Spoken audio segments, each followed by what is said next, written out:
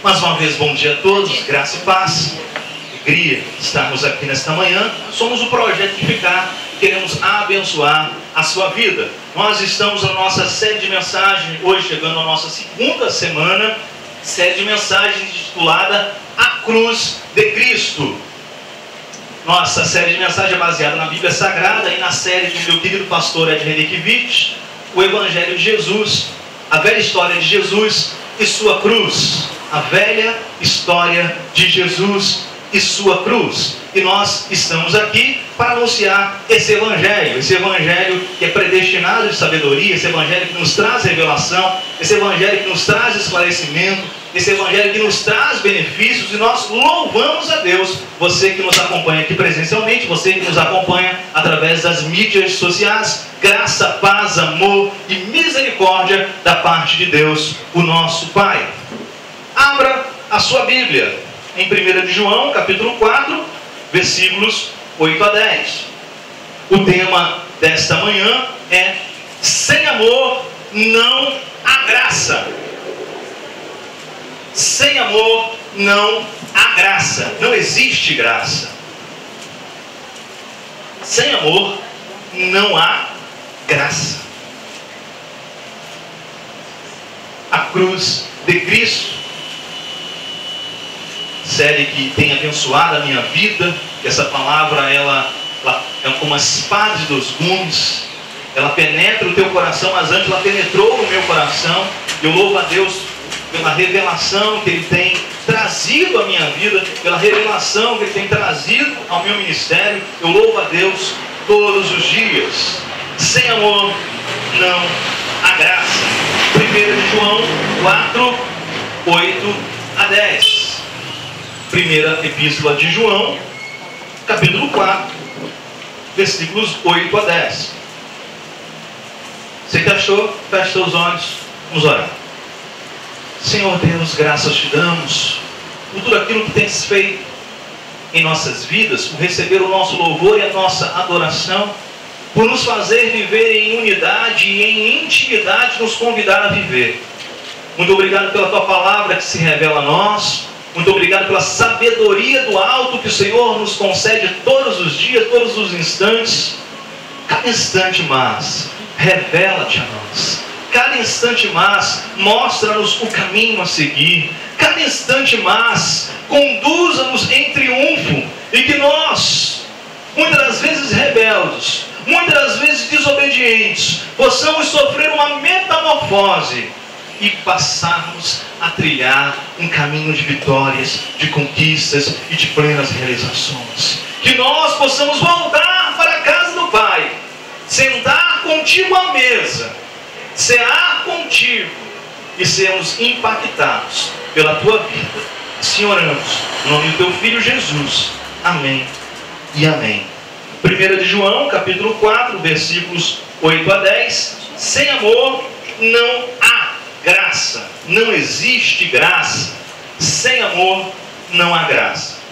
1 de João 4, 8 a 10 diz a palavra: quem não ama não conhece a Deus, porque Deus é amor. Foi assim que Deus manifestou o seu amor entre nós. Enviou o seu Filho unigênito ao mundo, para que pudéssemos viver por meio dele. Nisto consiste o amor, não em que nós tenhamos amado a Deus, mas em que Ele nos amou. Repita comigo: Ele nos amou. Repita de novo: Ele nos amou. E enviou o seu Filho como propiciação pelos nossos pecados. Queridos, muito antes disso tudo acontecer, milhares e milhares de anos antes de Jesus vir ao mundo e morrer a nossa morte, uma morte maldita lá na cruz do Calvário. Aliás, bem antes da raça humana habitar o planeta Terra, Deus já havia demonstrado o seu amor, Deus já havia demonstrado a sua graça por todos nós.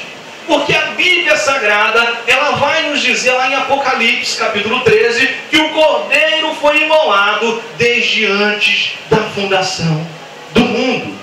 Antes de Jesus entrar em cena aqui na terra, ele já havia sido imolado em seu favor, em nosso favor. O Cordeiro foi imolado desde antes da fundação do mundo. Ou seja, quando o Deus eterno, que é amor, intentou em seu coração criar a raça humana, ele ali demonstrou todo o amor por cada um de nós. Quando ele imaginou os seus olhos, quando ele imaginou os seus cabelos, quando ele imaginou a sua boca, a sua face, a cor da sua pele, quando ele imaginou o seu cheiro peculiar, quando ele imaginou você, ali, queridos, ele demonstrava o seu amor por cada um de nós.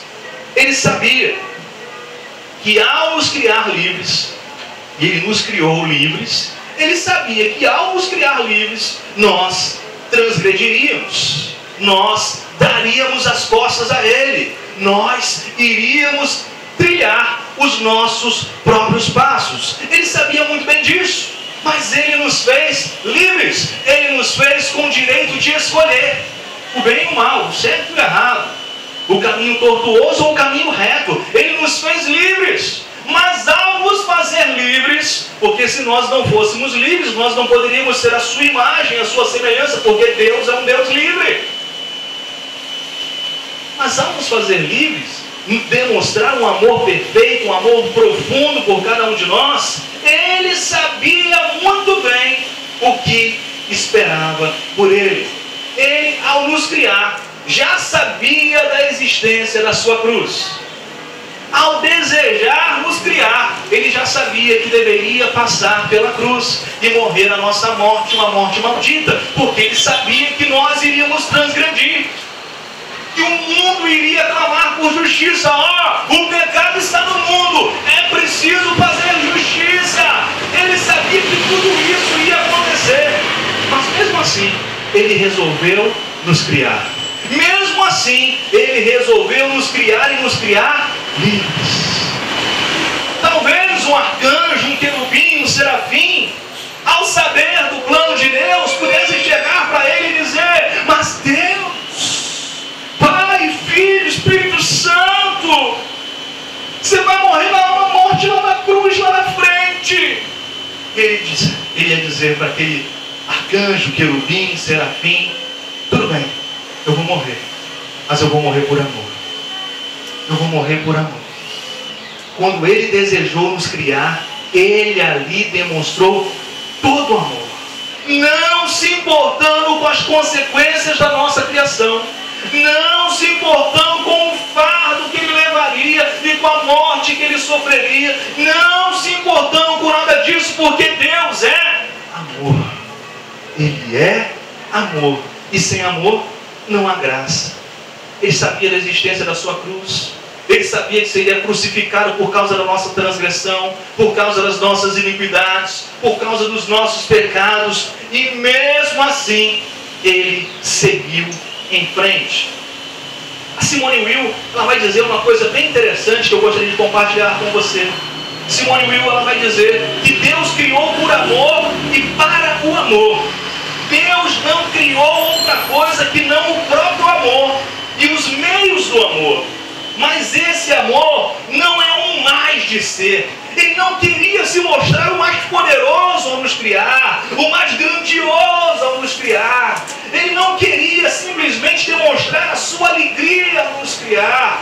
Ele é um Deus que tem tudo. Ele é onisciente, onipresente, onipotente. Ele pode se alegrar. Ele não queria isso. Ele não queria mostrar a sua potência. Olha que poder ele tem de fazer bonequinho de barro vir à vida. Como é que pode? Esse Deus é poderoso de verdade. Ele não queria isso. Diz Simone Weil, exatamente o contrário. Deus, ao nos criar, ele se diminui. É uma diminuição, é uma fraqueza, é uma renúncia. O texto mais claro, mais decisivo, é sem dúvida isto: a criação é da parte de Deus um ato não de expansão de si, mas de retirada, de renúncia. Deus e todas as criaturas é menos do que Deus sozinho. Vou repetir: Deus e todas as suas criaturas é menos do que Deus sozinho. Deus sozinho, onisciente, onipotente, onipresente. Deus, Pai da eternidade, príncipe da paz. É Deus. Mas Ele resolve se juntar a nós, maltrapilhos, pecadores, pessoas com desejos muito esquisitos, pessoas que dão as costas para Deus, esse Deus que é amor, pessoas que dão cusparada na cara, que dão socos, que dão pontapés, que agridem esse Deus, pessoas que traem, que mentem, que enganam. Mas Deus resolve se unir a nós. Deus resolve nos criar. É por isso que a Simone Weil vai dizer que Deus e todas as criaturas é menos do que Deus sozinho. Mas mesmo assim, Deus aceitou essa diminuição. Deus esvaziou de si uma parte do ser. Ele esvaziou-se já nesse ato da sua divindade, esse ato criativo, esse ato da criação. Deus ali já se esvazia. E é por isso que João diz que o Cordeiro foi degolado já na constituição do mundo. Porque ao nos criar, Ele ali já sabia que enfrentaria a sua cruz, a cruz de Cristo. Mas Deus permitiu que existissem coisas diferentes dele, e valendo infinitamente menos que ele. Pelo ato criador, Deus negou a si mesmo, como Cristo nos prescreveu nos negarmos a nós mesmos. Olha que coisa fantástica. Ao nos criar, Deus nega a si mesmo. Ele diz: eu quero criar o João, a Maria, o Antônio, o Pedro, a Larissa, a Cristina. Eu quero criar. Eu quero criar o ser humano, e eu quero criar o ser humano para que ele um dia se torne um ser humano de verdade. Mas vai ter que enfrentar tantas coisas, que seja. Mas eu quero criar e repartir o meu amor com esse ser humano. Eu quero que esse ser humano me reconheça como um pai amoroso que eu sou, e como um pai bondoso que eu sou, e como um pai misericordioso que eu sou, e como um pai gracioso que eu sou. Eu quero me revelar a esse ser humano. E ele nega a si mesmo. Ele toma a sua cruz e ele morre uma morte maldita por cada um de nós. E Jesus, ele nos convida a nos negar a nós mesmos. Meio Barreto, ele vai falar que nós precisamos fazer jejum de nós mesmos, jejum do eu. Nós somos arrogantes, nós somos prepotentes, nós somos vaidosos, nós somos melindrosos, nós temos as nossas vontades, nós temos as nossas manias, nós temos os nossos jeitinhos, e nós batemos no peito e dizemos: tem que me aturar assim, tem que me aturar assim, eu sou desse jeito, gosta de mim desse jeito, quem gosta de mim vai gostar assim. Jesus nos convida: olha, eu me neguei a mim mesmo, negue-se a si mesmo, toma a sua cruz e siga. Quer ser meu discípulo? Quer viver uma vida nova? Quer viver uma vida transformada? Aprenda a fazer jejum de si mesmo. Aprenda a colocar o outro à frente de você. Aprenda a enxergar o outro melhor do que você tem enxergado durante toda a sua existência, toda a sua trajetória de vida. Aprenda a amar o outro.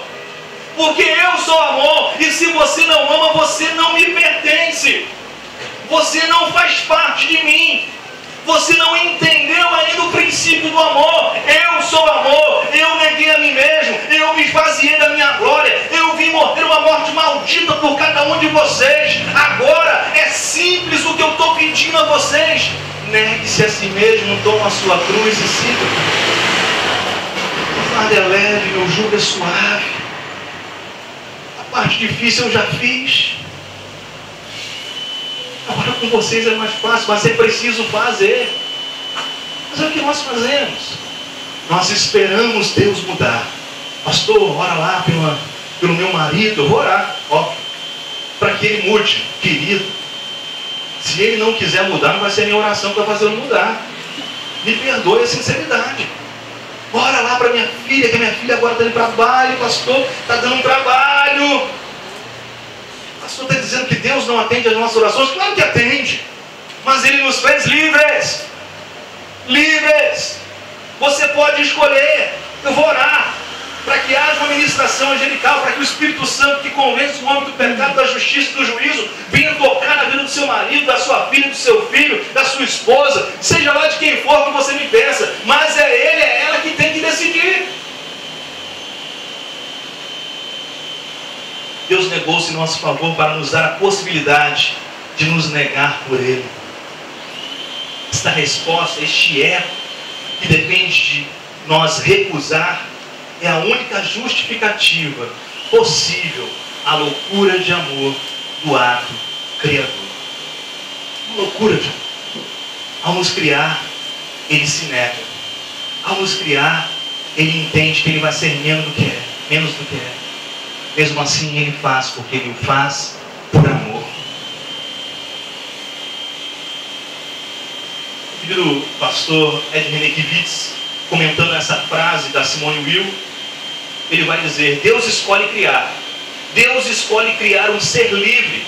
Pois não fosse livre, não seria a imagem do Criador. E escolhe arcar com o ônus da liberdade que concede a sua criatura. Na cruz de Cristo está Deus, dando ao rebelde o direito de existir. Na cruz de Cristo está Deus, dando a você e a mim o direito de existir.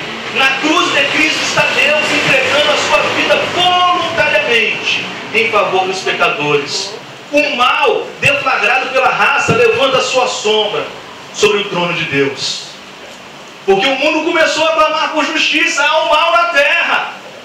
O mal está aí, a caixa de Pandora foi aberta, o pecado consumado gerou morte. Olha só o que está acontecendo, o mundo vai de mal a pior, pastor.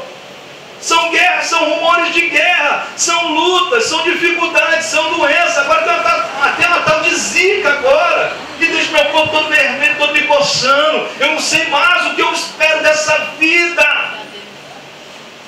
É tão difícil, pastor. Seu pecado. E Deus se levanta como um cordeiro que se doa, pois escolhera morrer em detrimento de matar. Ele vai dizer: há chance para a redenção dessa humanidade. E eu vou morrer uma morte maldita lá na cruz do Calvário. E o meu sangue vai purificar de todo pecado. O meu corpo vai ser rasgado, vai ser moído, o véu vai ser rasgado de alto a baixo. O véu vai ser rasgado de alto a baixo. E agora não é só o sacerdote, não é só o sumo sacerdote que vai ter acesso ao trono de Deus, não. Agora todos os meus vão ter acesso ao trono da graça do meu Pai. Ele morre a nossa morte para que nós pudéssemos viver a sua vida. E ao invés de matar, ele escolhe morrer. Podia matar toda a raça humana, acabar com tudo. O mundo vai de mal a pior. O homem deu as costas para mim. Me abandonou, me deu cusparada na cara, socos, pontapés, escarneceu. Acabar com tudo isso. Mas não. Ao invés de matar, ele morre. Morre por você, morre por mim, morre pelas nossas famílias, morre por todos. Na cruz de Cristo está o Deus que morre para que todos tenham vida, vida completa, vida abundante, abundante vida. E nós podemos ver na palavra de Deus em Lucas capítulo 15, dá uma corridinha para lá. Jesus ele começa a reportar aos seus ouvintes algumas parábolas. Em Lucas capítulo 15, você já conhece de cor e de salteado essa passagem, mas dá uma corridinha para lá. Lucas capítulo 15, Jesus começa a reportar aos seus ouvintes algumas parábolas sobre a ovelha perdida, sobre a moeda perdida. Qual pastor de ovelhas, tendo 100 ovelhas e uma se perde, não deixa as 99 no aprisco e vai em busca daquela que se perderam? Qual mulher que tem 10 dracmas, perdendo uma dracma, não vai varrer a casa, não vai revirar a casa, para achar, chama as suas amigas para procurar, para achar aquela moeda perdida? E ele também vai falar sobre o filho perdido. E em Lucas 15 ele fala sobre a festa que é feita a achar a ovelha perdida. Ele vai falar da festa que é feita a achar a moeda perdida. E ele também vai dizer em Lucas 15:10 que há festa no céu quando um pecador se arrepende. Isso é Jesus que está dizendo. E ele fala isso para os religiosos de plantão, que se incomodavam por ele falar com publicanos, por ele falar com pecadores do alto escalão, pecadores entre aspas, pecadores classe A. Logo após isso, ele contou essa parábola que você já conhece muito bem. Lucas 15, 11 ao 24. Jesus continuou. Um homem tinha 2 filhos. O mais novo disse ao seu pai: pai, quero a minha parte da herança. Pai, eu quero a minha parte da herança. Assim ele repartiu sua propriedade entre eles. Não muito tempo depois, o filho mais novo reuniu tudo que tinha e foi para uma região distante. E lá desperdiçou os seus bens vivendo irresponsavelmente. Depois de ter gasto tudo, houve uma grande fome em toda aquela região. E ele começou a passar necessidade. Por isso foi empregar-se com um dos cidadãos daquela região, que o mandou para o seu campo, a fim de cuidar de porcos. Ele desejava encher o estômago com as vagens de alfarrobeira, que os porcos comiam, mas ninguém lhe dava nada. Caindo em si, ele disse: quantos empregados de meu pai têm comida de sobra, e eu aqui morrendo de fome? Eu me porei a caminho e voltarei para meu pai, e lhe direi: pai, pequei contra o céu, pequei contra ti, não sou mais digno de ser chamado teu filho, trata-me como um dos teus empregados. A seguir levantou-se e foi para seu pai. Estando ainda longe, seu pai o viu e, cheio de compaixão, correu para seu filho, o abraçou e beijou. O filho lhe disse: pai, pequei contra o céu, pequei contra ti, não sou mais digno de ser chamado teu filho. Mas o pai disse aos seus servos: depressa, tragam a melhor roupa e vistam nele. Coloquem um anel em seu dedo e calçado em seus pés. Tragam um novilho gordo e magro. Vamos fazer uma festa e comemorar, pois este meu filho estava morto e voltou à vida, estava perdido e foi achado. E começaram a festejar. Esse texto, você sabe muito bem, essa parábola, ela trata do amor, da graça e do perdão de Deus por cada um de nós. Esse texto, essa parábola trata sobre o relacionamento entre Deus Pai e todos os seus filhos, você e eu inclusive. Aquele jovem que o pai criou cheio de expectativas, cheio de sonhos, porque você que tem filho, você sabe muito bem que nós criamos os nossos filhos cheios de expectativas, cheios de sonhos. Essa semana eu dei uma palestra no CRAS, que é o Centro de Referência da Assistência Social, para 15 mães, para 15 mulheres. A gente fez uma distribuição de fraldas descartáveis, e ali eu aproveitei para dar uma palestra para aquelas mulheres, falando a respeito das nossas vidas, porque nós queremos que os nossos filhos tenham uma vida mais confortável, uma vida melhor do que nós tivemos. E eu falei para aquelas mulheres: olha só, eu sou autodidata, tive que aprender tudo sozinho. Eu também estudei a minha vida inteira em escola pública. O livro eram 600 páginas e só dava 100 páginas, porque durante 6, 7 meses no ano era greve. Ou quando tinha aula, o professor não queria dar matéria nenhuma, e a gente passava assim. Mas nós não queremos isso para os nossos filhos. Nós queremos colocar os nossos filhos em escola particular. Nós queremos que os nossos filhos com 4, 5 anos já saibam ler e escrever. Nós queremos que os nossos filhos com 4, 5 anos já mexam no tablet. Nós queremos que eles acessem a internet. Nós nos programamos, esperamos e criamos expectativas de que eles venham alçar voos mais altos do que nós. E eu falei para aquelas mulheres: é possível, tem jeito. Tem jeito para os filhos de vocês, tem jeito para vocês, tem jeito para mim. Como é que não vai ter jeito para vocês? Tem jeito para todos nós. E nós começamos a acreditar nisso, e acreditar nisso de verdade. E nós começamos a pensar: eu quero que meu filho seja um engenheiro, eu quero que meu filho seja um arquiteto, eu quero que meu filho seja um juiz, eu quero que meu filho seja um promotor. Assim eu penso no Paulo Miguel. Então eu estou pensando nisso. Puxa vida, né? Eu sei das dificuldades, das lutas que eu enfrento, mas eu quero que meu filho venha ter um salário bacana, um salário que ele possa sobreviver bem e possa ajudar outras pessoas. Porque nós não fomos chamados para reter, tá, gente? Nós fomos chamados para repartir. Nosso chamado é para repartir. Não é para ele ter muito só para ele ter muito para ele poder ajudar muita gente também. Se o Miguel Falabella falou ontem na entrevista do Viva que não dorme porque ele tem que escrever textos de série para empregar os amigos dele, o Miguel Falabella, que nem cristão falou isso, quanto mais nós, né? Nós devemos nos esforçar para ajudar os outros, para ajudar os amigos e quem não são amigos, para ajudar a todos. Nós devemos proclamar um mundo melhor. Mas aí nós começamos a pensar, nós queremos isso aqui para os nossos filhos, nós queremos que os nossos filhos avancem, que nossos filhos cresçam.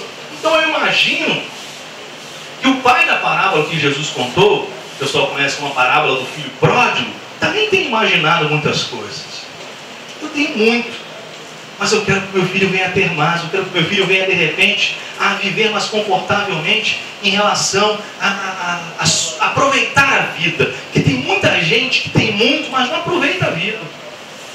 Talvez aquele pai tenha pensado que o meu filho possa passear com a sua família, que o meu filho possa curtir os seus filhos crescerem.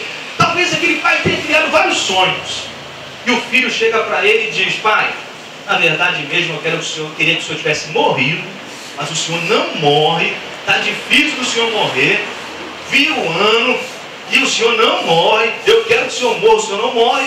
Então faz o seguinte, vou imaginar que o senhor morreu, me dá minha parte na herança que eu quero ir embora. E aquele filho faz isso com esse pai, pega as suas coisas e parte. Diz uma canção que dinheiro na mão é vendaval, não é isso? E ele sai cheio de dinheiro, e quando você tem dinheiro você tem muitos amigos, ou pseudos amigos, porque o amigo de verdade ele não te abandona. Mas os falsos amigos, os amigos de ocasião, eles estão contigo simplesmente quando está tudo bem. Quando está tudo mal, eles se vão. Não é assim que funciona? E ele sai gastando tudo em farras, em bebedeiras, em mulheres. Ele sai se prostituindo, ele sai fazendo coisas erradas. Mas uma hora acaba o dinheiro. E ele vai acabar pedindo emprego por um homem que coloca ele para cuidar de porcos. E ele agora deseja comer a comida dos porcos. Eu quero que você imagine agora. Aquele filho um dia estava na mesa do pai, comendo com o pai. Ele decide por si só que ele é livre, nós fomos criados livres, sair, viver no seu bel prazer, viver da sua maneira. E ele agora está à mesa com seus amigos de ocasião. Uma hora com a mesa com o pai, outra hora à mesa com os amigos de ocasião, e chega ao fundo do poço. Agora à mesa com os porcos, querendo comer a comida dos porcos. Imagine só. Mas ele caiu em si. Você sabe bem, ele arrependeu-se. Mas ele arrependeu-se meio assim, né? Eu vou decorar um textinho, né? Pai, pequei contra o céu, pequei contra ti, já não sou digno de ser chamado teu filho. Eu vou decorar um textinho aqui, que meu pai é muito bom. Meu pai é bom para os seus trabalhadores, imagine para mim. Me coloca como trabalhador seu mesmo. Decorou um textinho, né? Mas aí nós vamos criticar esse filho, conhecido como filho pródigo, mas é muito parecido conosco, né? Porque nós, quando fazemos alguma coisa errada, nós, Senhor, falei semana passada sobre isso, ficamos uns dias sem falar, porque achamos que o silêncio vai fazer com que as coisas melhorem, a nossa consciência vai deixar de estar pesada, e aí nós vamos baixar a poeira e voltar a falar com Deus. Mas quando voltamos a falar com Deus, Senhor, tu é misericordioso, tu é bondoso, né? Perdoa mais uma vez, né? Tentei não fazer, mas fiz. O Senhor é muito bom. Suas misericórdias não têm fim. São a causa de nós não sermos consumidos. Nós decoramos textinho também. Nós somos muito igual. Nós criticamos esse rapaz, mas nós somos muito igual. Mas o pai nem permite que ele termine o seu discurso. Ele manda os seus servos trazer depressa. Traga uma nova roupa. Ele agora tem uma nova identidade. Não é mais aquele que come com os porcos, é aquele que come com o pai. E com uma roupa nova, com uma veste nova. Traga anel no dedo dele, porque além de ser família, ele tem autoridade. Traga agora sandália para os pés. Ele não anda mais descalço como escravo. Ele não é mais escravo do pecado, ele é filho. Então traga uma sandália para os pés dele, porque ele tem que ser identificado como filho. E é assim que o nosso Pai faz com cada um de nós? Nos traz uma nova roupa, nos traz um anel no dedo, mostrando uma aliança e a autoridade que Ele exerce conosco, colocando sandália nos nossos pés e dizendo: vocês não precisam andar descalços, porque vocês não são escravos, vocês são filhos. Mas você conhece o restante da história, eu queria ler com vocês. Lucas 15, 25 ao 32.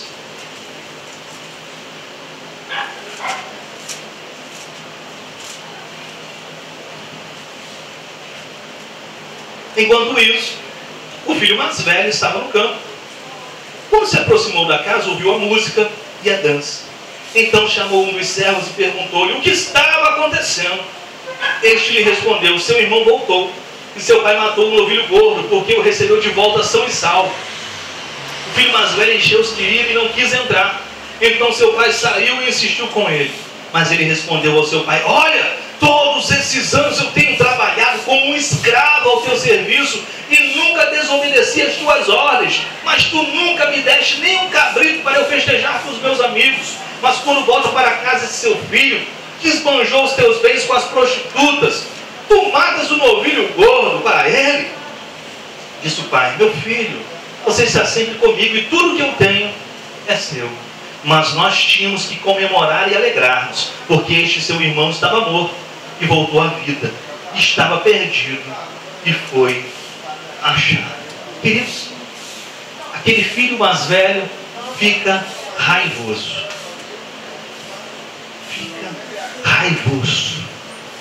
Ele torrou a parte dele na herança, e agora o Senhor recebe ele de novo como filho. Porque, como eu falei na semana passada, nós não queremos a oração do publicano, nós queremos a nossa igreja cheia de fariseu. Eu não sou como os demais, eu não roubo, eu não sou corrupto, eu não adultero, eu jejuo, eu dou dízimo. Aliás, eu não sou nem como esse aí, como esse publicano. Nós queremos a nossa igreja assim, cheio de fariseus. Mas eu falei semana passada e volto a repetir hoje.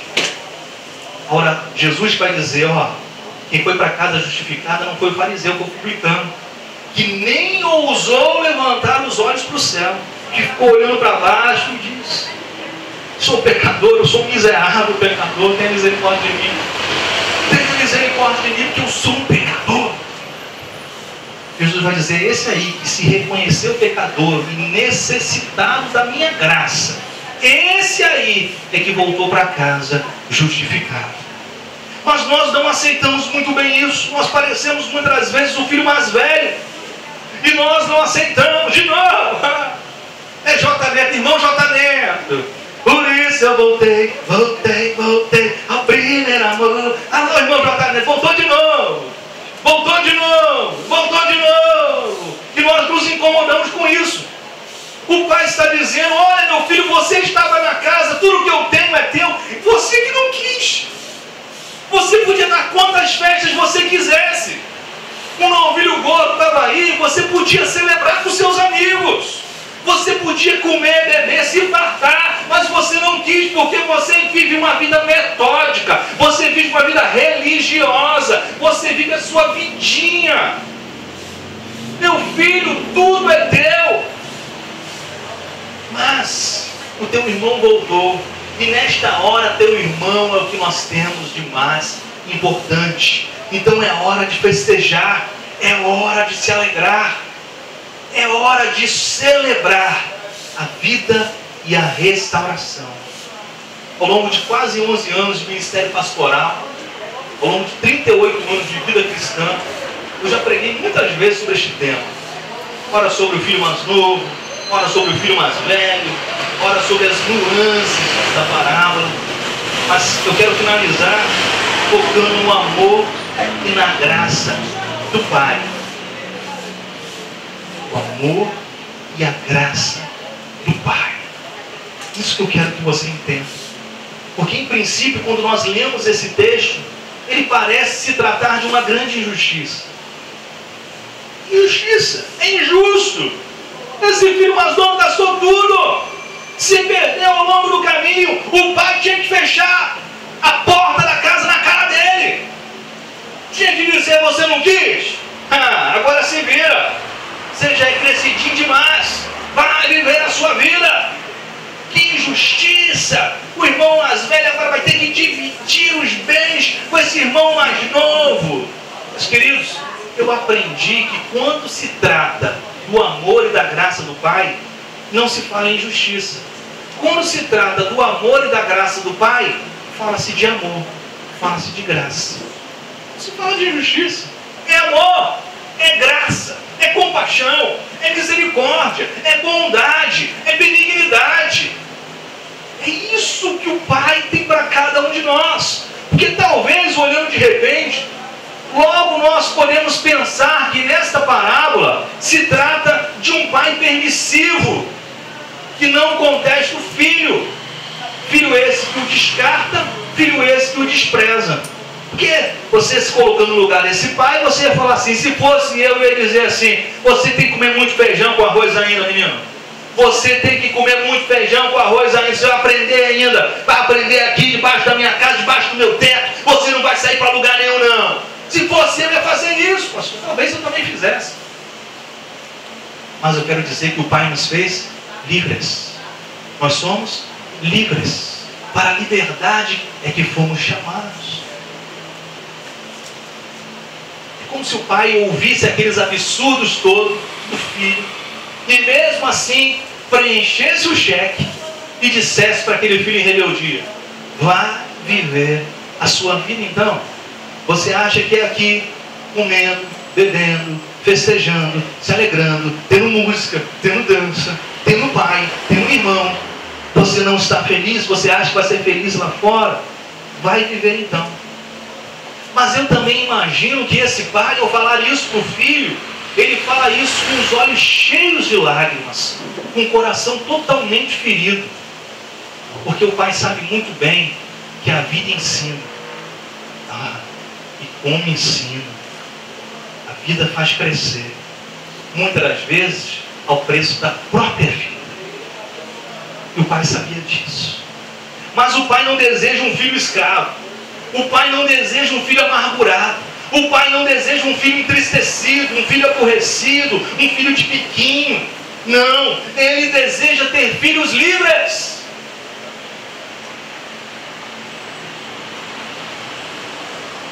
Você que tem filho adolescente, meu filho já está chegando na adolescência. A adolescência hoje vem bem mais rápido, né? Você deve ter enfrentado ou enfrenta coisas bem difíceis. Porque a época da adolescência é a época do autodescobrimento. Os adolescentes estão se autodescobrindo. E eles começam a ver as diferenças entre ele e nós. A mamãe come beterraba, eu não como beterraba. Mas comer um hambúrguer no McDonald's é bem gostoso. O papai gosta de comer alface, salada verde, mas eu não gosto de nada disso. E eles começam a ver as diferenças. Meu pai anda muito formal, muito certinho. Mas eu gosto de tênis mais despojado, de uma calça mais larga, de um camisão mais solto. E eles começam a ver que tem diferenças entre ele e nós. Eles não são réplicas. Porque nós, quando os nossos filhos são pequenininhos, nós compramos a roupa que ele vai vestir, compramos o tênis que ele vai usar, o penteado de cabelo que ele vai fazer. Aí eu preservei o cabelo do Paulo Miguel lisinho durante 10 anos praticamente. Aí cortava com o meuzinho, cortava assim. Aí agora ele falou: não, pai, eu queria cortar o cabelo diferente. Cortou o cabelo, não vai voltar a ser liso nunca mais. Todo arrepiado o cabelo, só anda com gel no cabelo agora. Está se autodescobrindo, está se autoafirmando. E nós precisamos saber lidar com isso. Porque nós passamos a vida inteira com os nossos filhos dizendo: cuidado, não mexe nisso. Cuidado, não faça isso. Cuidado, isso é quente, vai queimar a tua boca. Não, pega isso. Não bota a mão aí, você vai tomar um choque. Não coma aquilo, vai te fazer mal. Não. Mas agora eles estão na fase do questionamento. Eles questionam tudo. Tudo. Eles dizem: mas por que eu não posso mexer nisso? Por que eu não posso bater nisso? Por que eu não posso fazer barulho? Eu quero fazer barulho, por que eu não posso? É a fase do questionamento. Nós precisamos saber lidar com isso. Queridos, o caminho de liberdade é um caminho de sofrimento, é um caminho de dor. Porque em sendo livre nós fazemos muitas burradas na nossa vida. Em sendo livres nós nos machucamos e nos ferimos muitas das vezes em nossas vidas. Em sendo livres nós muitas das vezes escolhemos o caminho mais difícil, o caminho mais doloroso. Não é fácil, mas é preciso deixar crescer. É preciso estar ali perto, orientando, cuidando, mas é preciso deixar crescer. É preciso deixar. Se meu filhinho é minha filhinha, está crescendo, gente. Está crescendo, deixa crescer. Mas não é fácil, realmente não é fácil. Mas deixa crescer, é preciso crescer. Preciso aprender. Você aprendeu, eu aprendi, eles vão aprender também. Mas muitas das vezes é seguir um caminho errado, como tal qual esse filho da história desta parábola. E aí nós muitas das vezes no nosso dia a dia nós ouvimos assim: quando o papai dizia para eu não fazer isso, aquele tempo que a minha mãe falava para eu não ir no baile, para eu não sair com tantos meninos, se eu tivesse estudado, se eu tivesse ouvido os conselhos dos meus pais. Mas o pai desta parábola, ele não deseja infantilizar ninguém. Ele deseja um amadurecimento, ele deseja que os seus filhos se tornem adultos. E o pai desta parábola é o nosso Deus. É o Pai de Jesus, é o nosso Pai. Ele deseja que nós cresçamos, que nós não venhamos a viver infantilizados. É o homem que gosta de infantilizar o outro. É o homem que gosta de manipular, manietar as pessoas. Manipular outro ser humano. É o homem que gosta disso. O homem. Para o infantil a gente diz senta e ele senta. Levanta e ele levanta. Faz isso, ele faz. Mas aí a pessoa cresce. A pessoa amadurece. Senta por quê? Levanta. Não estou cansado, vou levantar não. Faz isso, não quero fazer agora.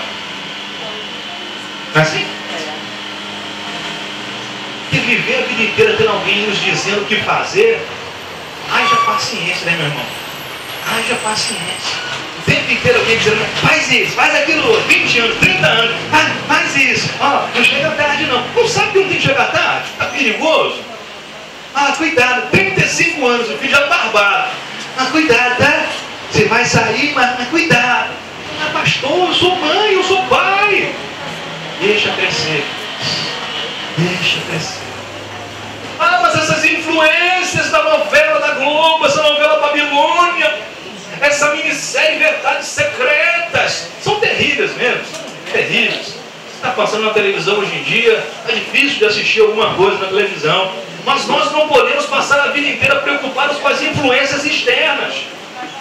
Porque é inadmissível que estejamos competindo com a novela da Globo. É inadmissível que estejamos competindo com torcida de futebol.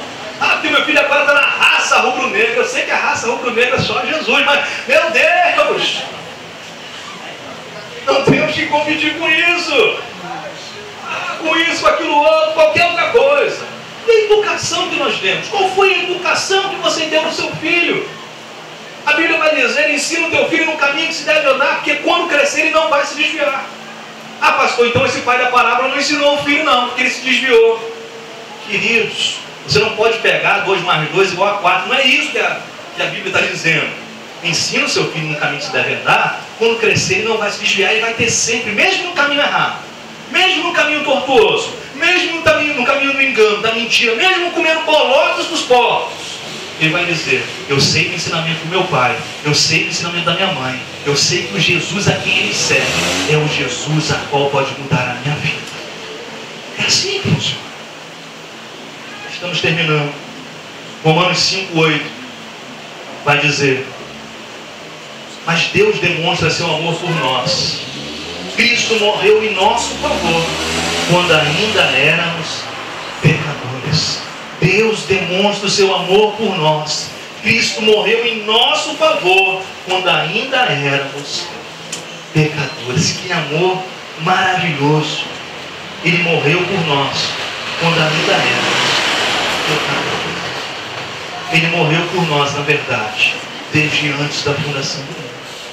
E ele veio a esse mundo cumprir aquilo que estava destinado a cumprir, morrer a nossa morte, para que nós pudéssemos voltar para a casa do Pai.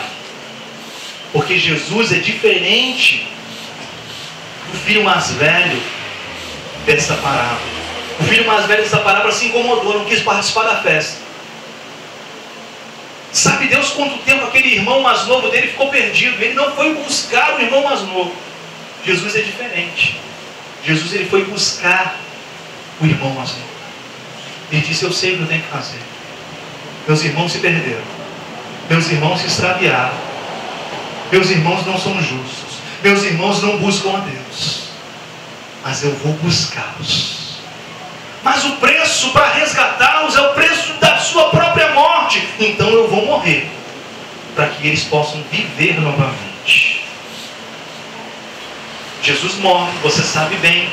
Ele não tem pecado, ele se fez pecado por nós. Nós, pecadores, ele se fez pecado por nós. E não tendo pecado, a morte não pode retê-lo. Jesus ressuscita. E ele, de unigênito do Pai, se transforma em primogênito dentre muitos irmãos. Irmãos esses, você faz parte e que eu faço parte. Nós fazemos parte dos filhos de Deus, irmãos de Jesus. Jesus, ele não ficou do lado de fora como o irmão mais velho da parábola. Jesus entrou na festa, participou da festa, sofreu e morreu, foi escarnecido, foi morto, nos trouxe vida, reviveu, habita em nós através do Santo Espírito da promessa, e diz para você e diz para mim: sem amor não há graça. Se você diz que conhece a graça, mas não ama, você não ama. Se você diz que é da graça, mas você não ama, você não tem parte com Deus. Porque Deus é amor. Que possamos entender isso. Que Ele nos resgatou, para que nós pudéssemos ser usados como instrumento de justiça para resgatar outros. Aqueles que estão à margem da sociedade. Aqueles que estão caídos à beira do caminho. Aqueles que estão prostrados, sabe Deus por quais motivos. Aqueles que estão desviados tal qual o filho pródigo. Aqueles que estão desejando comer bolotas dos porcos. Estão ansiosos para voltar para a casa do Pai. Que nós sejamos instrumentos de justiça de Deus para buscar estes. Que nós sejamos instrumentos de justiça de Deus para resgatar estes. Que nós sejamos instrumentos de Deus para levar o seu amor e a sua graça até os confins da terra. E que juntos possamos cear com Ele. E que juntos possamos celebrar com Ele. E que juntos possamos estar à mesa com Ele. E que juntos possamos nos alegrar uns com os outros. Uns com os outros. Eu não sei se nós conseguimos entender esse negócio. Não sei. A graça, ela é extraordinária. A graça, ela é abundante. A graça, ela muitas vezes é incompreensível. Como alguém pode amar um outro que é injusto? Mas Deus ama. Ele diz: o seu lugar, meu filho, sempre esteve à mesa. Os seus pratos, os seus talheres, o seu copo sempre esteve à mesa. A sua toalha sempre esteve à mesa.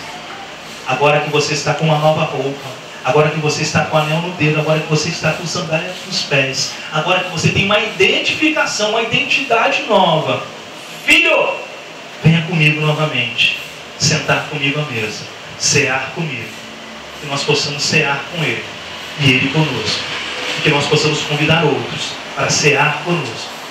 Vem cear, o Mestre, o Pai chama, vem cear.